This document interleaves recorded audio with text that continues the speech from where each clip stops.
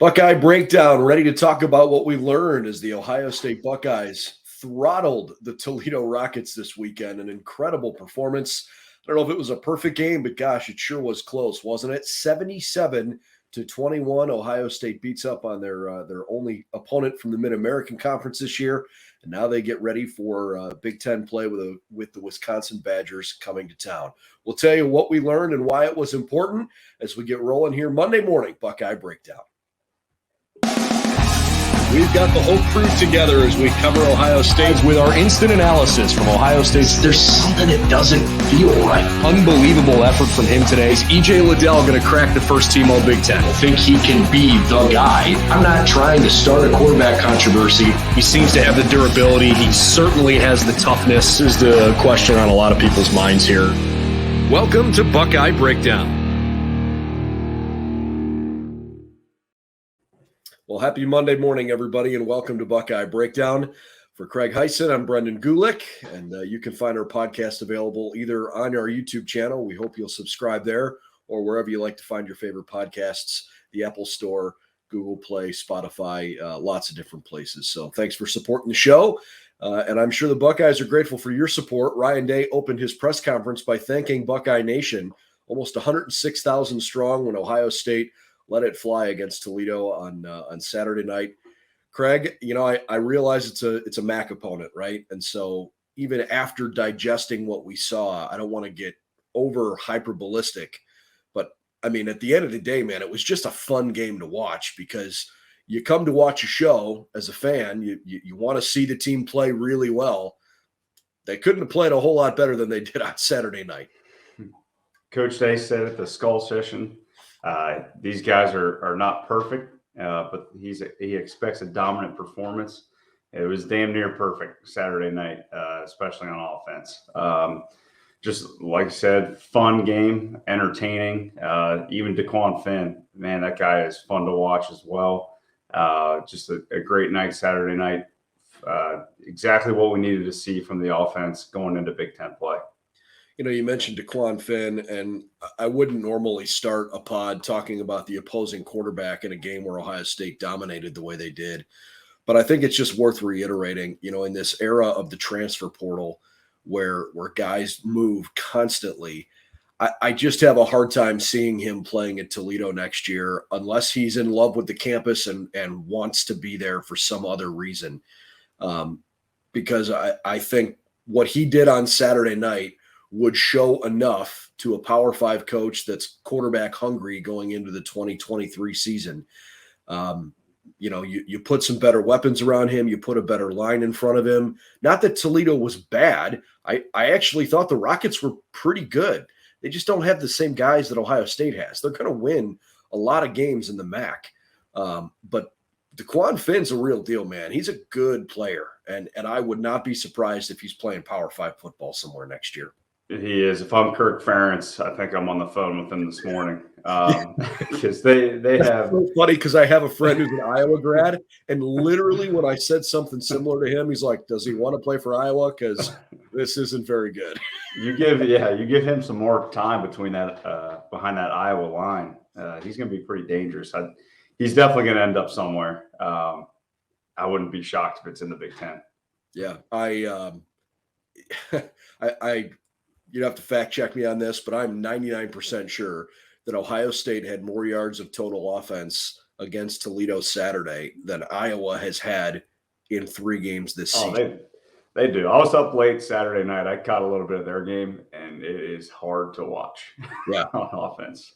Yeah, and what's probably most frustrating for Iowa fans, their defense is really solid, and their special teams is very good. Their offense is unwatchable. Yeah, it is. It is. Let's get back to the fun offense. So what were your biggest takeaways?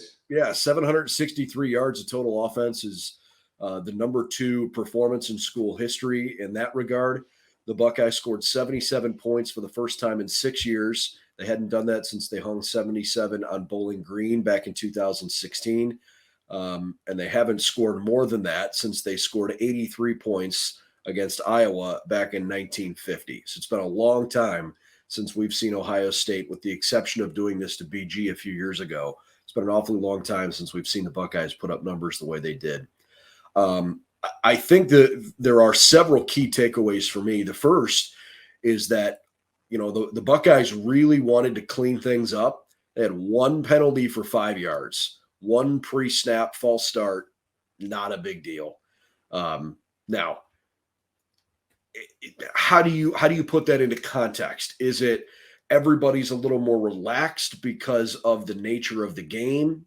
Perhaps, but I would think that you want heightened focus if you're not going to be committing penalties. So perhaps somehow this team felt, throughout the course of the week, and that translated during the game, that they somehow needed to be locked in a little bit more. I don't know where that light switch is, but whatever they needed to do to make that work right, they did, which was really important because Ryan Day had made it pretty clear after 2 weeks he was not particularly happy with some of the stupid fouls.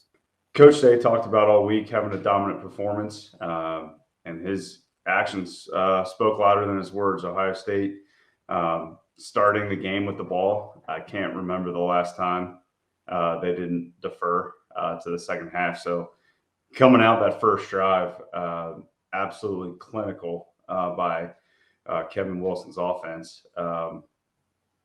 It was fun to watch. Just the throws that Stroud was making on that first drive, the line was getting great push. And that was as dominant a drive as you can have to start the game. So starting fast was a point of emphasis this week. We heard that a lot, and they certainly did that. It's funny you bring up some of the throws that we were seeing early on in the game from CJ. I thought that was a good point because there were a couple of throws in particular that really caught your attention. And actually one of them, Stephen Means, who covers the team from Cleveland.com, pointed this out. This is, I thought, a really great note. He said, Ryan Day does a drill in the summer with quarterbacks who come to camps where the point is literally to throw the ball 1 inch over the top of a net.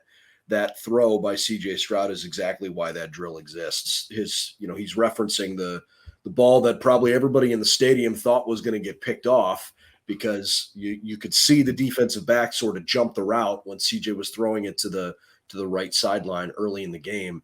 And the ball goes over the receiver's, hands by that much. Now, you don't really want to have to do that during a game, but his ability to put that kind of touch on that throw is really impressive. Maybe we'd be singing a different tune if he threw an interception there. And he probably should have thrown a pick when he threw one over the middle later in the game. That it got dropped, and Ohio State, got a bit fortunate there. So look, he wasn't perfect, but CJ has an incredible ability to extend the pocket and to keep his eyes downfield. And I mean, how about Fleming's touchdown catch? Was that a ridiculous catch? Of course it was. But CJ extended the pocket, threw that ball at the absolute last possible second, and he put it only where Julian could make a play. And I think that's the part of it that gets overlooked because everybody's, eye-popping wow over a wild catch, and they should. But don't forget about the pass there. We're seeing some big-time throws from CJ Stroud here these last couple of weeks. It's nice to know that he can execute that drill that they do in the game. I would prefer as a fan not that we're throwing 1 inch passes every time. But like you said, that pass to Fleming in the corner was incredible.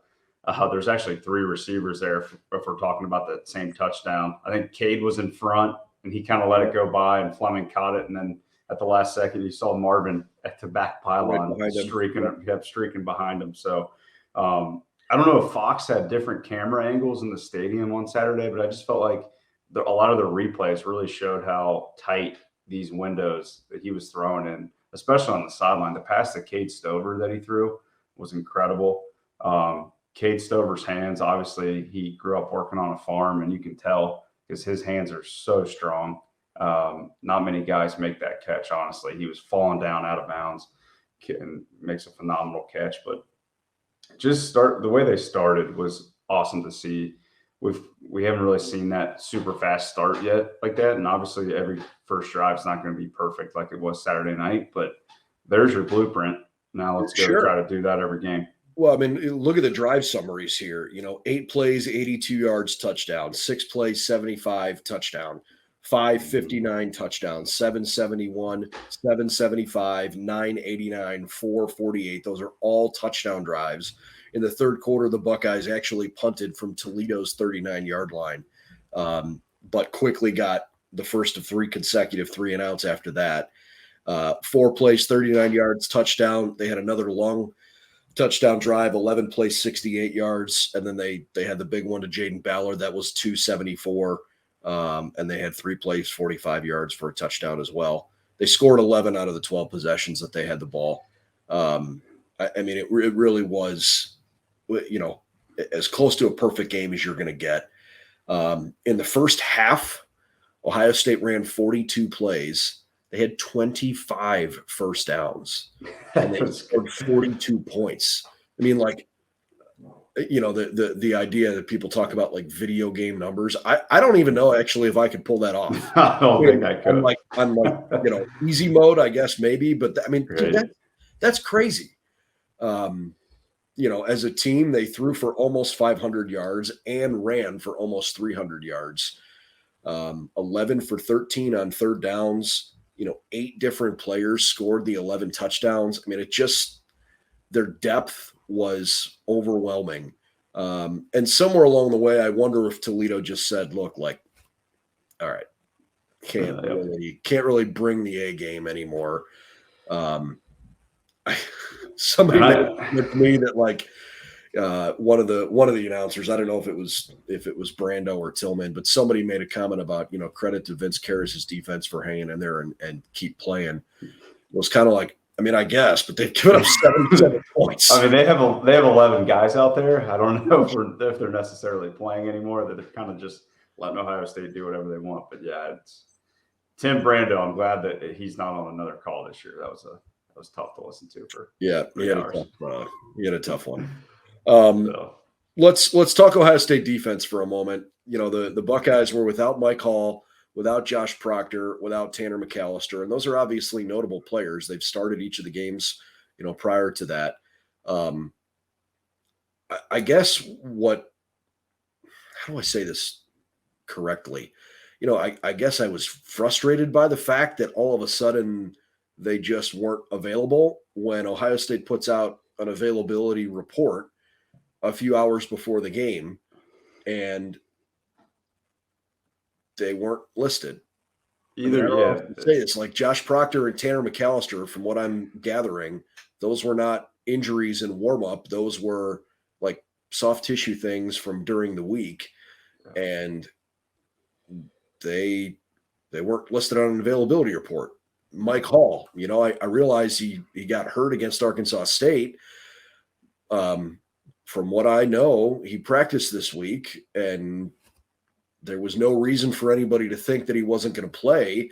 So all of a sudden you start wondering, did they get in trouble? Is this disciplinary? What other reasons could there be for them to not be on the field other than, well, it's Toledo. They're playing a Mid-American Conference team, and they don't want to play all of their stars in those games. I mean, I guess that could be part of the thought process, but there seemed to be an urgency to get Julian Fleming and Jackson Smith and Jigba out there, and they were listed as game time decisions on the status report. So I don't know where that decision was made or why, but it certainly caught a lot of people off guard that all of a sudden, the Buckeyes were without 3 starters on defense. And if you're going to put the availability report out, which Ohio State does not have to do, make it accurate. I mean, it just creates confusion. I don't know if confusion's the right word, but just a lot of questions, honestly, from reporters, from us fans, saying, hey, are these guys suspended? Are they hurt? What's going on? Are they healthy scratches? Are we getting into hockey terms now?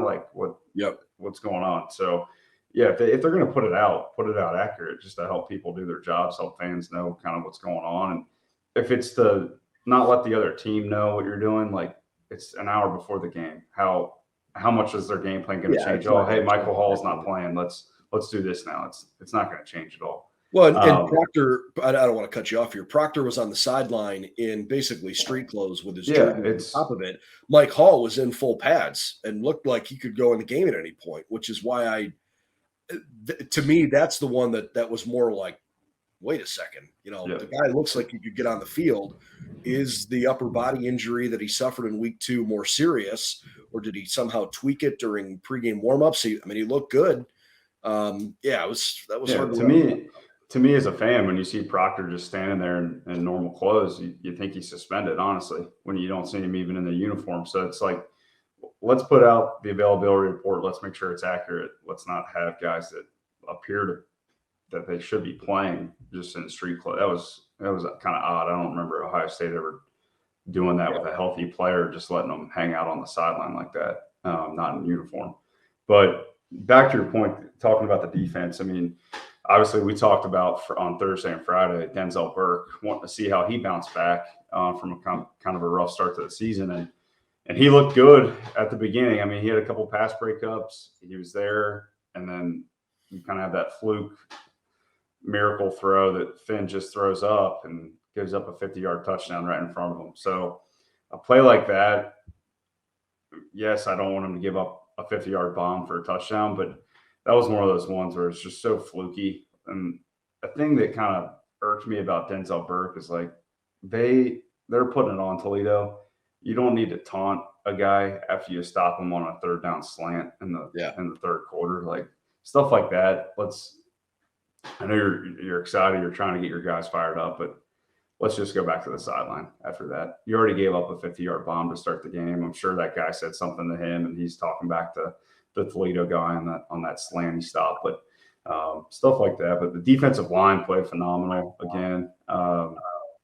Really good push up front without Michael Hall. So it was good to see. Sawyer was back there almost every time. A lot of fun watching him. Tommy Eichenberg again, still flying around. So there were some points of the defense that were frustrating to watch. I thought they played well, but obviously they got to limit those big plays. But Finn's he's a good play. He's a great playmaker. He's dynamic. He can run. We saw that. Ohio State's not going to go up against another mobile quarterback like him for a while.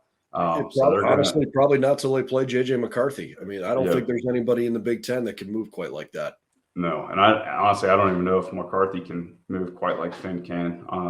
So they're gonna have to practice that leading up to the Michigan game, because there were some points that they were spying Finn, and the guys just missed tackles. I think on the one, it was Steele Chambers that had him, and he almost had him down, but he slipped out and broke off a run. So that's something that we're not going to see it. So they're going to have to work on that in practice, because they're not going to go up against another mobile quarterback like that in the game.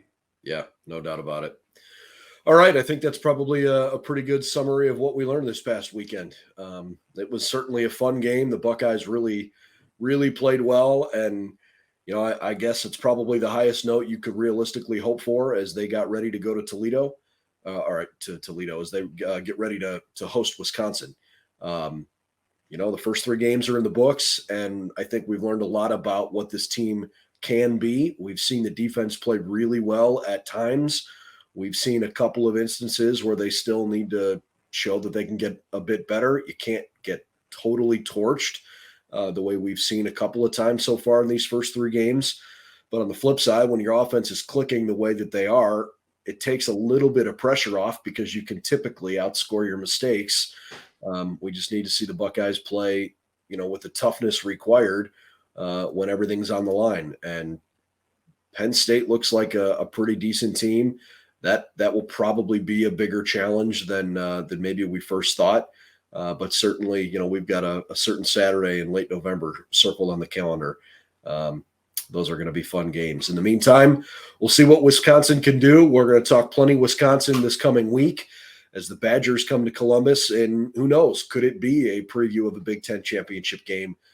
Wisconsin's defense has certainly looked good enough at times. Their offense hasn't been great, but we'll dive into the Badgers along the way. Of course, they suffered a frustrating loss in the non-conference part of the schedule to Washington State. So plenty to come on Wisconsin as the week goes along. In the meantime, thanks for joining our pod here this morning, and we encourage you to check out our YouTube channel. Also, you can find all the latest you'd like at BuckeyesNow.com. For Craig Hyson, I'm Brendan Gulick. We'll see you real soon. Ohio State 77, Toledo 21. Hope you enjoyed a fun game this weekend.